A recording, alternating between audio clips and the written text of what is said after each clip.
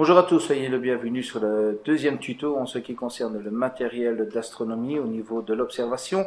Il y a une semaine, je vous ai parlé du télescope qui était un réflecteur. Là, aujourd'hui, je vais vous parler du deuxième télescope qui en général est une lunette d'astronomie.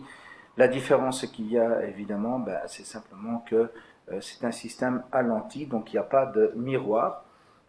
Et donc, la plupart du temps, avec ces télescopes, eh bien, on peut voir plus en détail tout ce qui est planétaire. Si on veut faire du ciel profond avec ce matériel, ça serait beaucoup plus compliqué, évidemment, puisque ce n'est pas le même système de captation au niveau des images, puisque là, on parle de lentilles et plus de miroirs.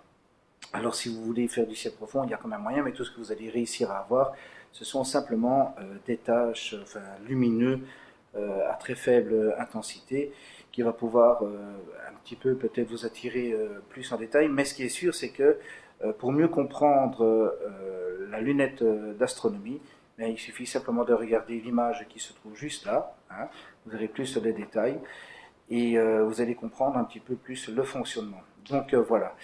Là-dessus, vous allez comprendre que le système d'observation est tout à fait différent.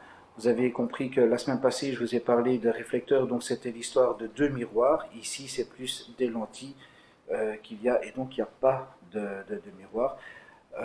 Ce qu'il y a aussi, c'est que au niveau des lunettes, vous voyez les choses droit et non par rapport à un reflet qui est projeté sur l'autre miroir par la suite. Voilà, donc ça, c'était pour le deuxième tuto. Ce sont des choses qui sont importantes à connaître. Pourquoi? Parce qu'il faut savoir ce que vous recherchez exactement à observer. Est-ce que c'est plus des détails au niveau des planètes, même au niveau des objets célestes, par exemple la Lune? Si vous prenez en fait des lunettes, vous allez voir effectivement des détails assez prononcés, mais vous allez avoir un peu plus de détails aussi si vous utilisez un télescope à système réflecteur. Voilà, ça c'était pour le deuxième tuto.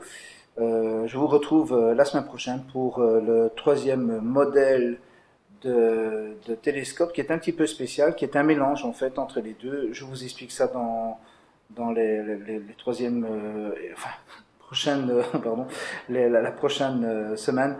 Vous allez voir, c'est vraiment intéressant.